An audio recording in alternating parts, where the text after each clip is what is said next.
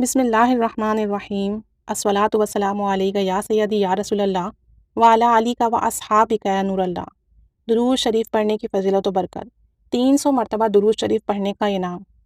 ابو الفضل خراسانی رحمۃ اللہ علیہ نے فرمایا کہ میرے پاس ایک شخص خراسان سے آیا اور کہنے لگا کہ مجھے نبی کریم صلی اللہ علیہ وآلہ وسلم کی خواب میں زیارت نصیب ہوئی ہے، اور میں نے دیکھا کہ حضور صلی اللہ علیہ وآلہ وسلم مسجد نبوی میں جلوہ افروز ہیں، اور مجھے حکم دیا کہ جب تو ہمدان جائے تو فضل بن زیرک کو میرا سلام کہنا۔ اور میں نے عرض کیا کہ یا رسول اللہ صلی اللہ علیہ وآلہ وسلم، ان حضرت پر ایسا کرم کس وجہ سے ہے کہ آپ انہیں سلام کہہ رہے ہیں؟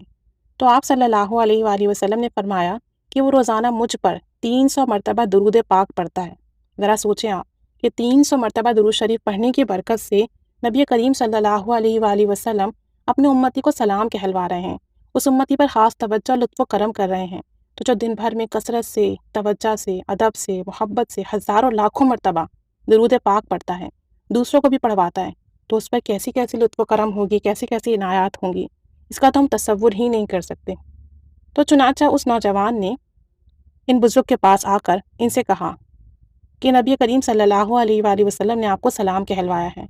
اور آپ مجھ پر وہ درود شریف بتا دیجئے، مجھے وہ درود پاک کا صیغہ بتا دیں کہ جسے آپ روزانہ 300 مرتبہ یا اس سے زیادہ پڑھتے ہیں۔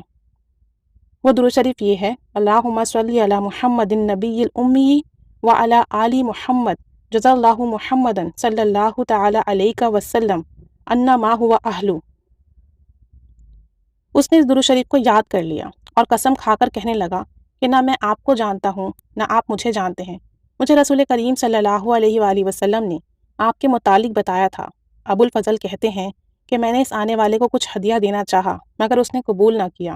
اور کہنے لگا میں نبی کریم صلی اللہ علیہ وآلہ وسلم کے پیغام مبارک کو پہنچانے پر دنیا کے بدلے نہیں بیچتا، یعنی میں اس کا ہدیہ نہیں لیتا یا اس چیز پر کوئی انعام یا تحفہ نہیں لوں گا کہ جو میں نے آپ صلی اللہ علیہ وآلہ وسلم کا پیغام پہنچایا، اور اس کے بعد وہ چلا گیا۔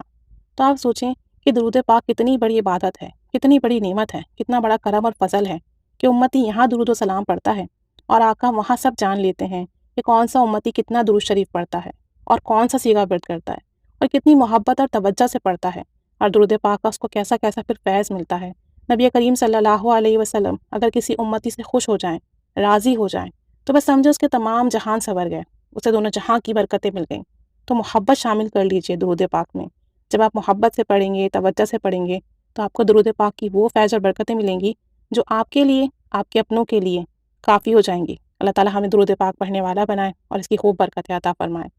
آمین بجاہ النبی الآمین صلی اللہ علی محمد صلی اللہ علیہ وآلہ وسلم۔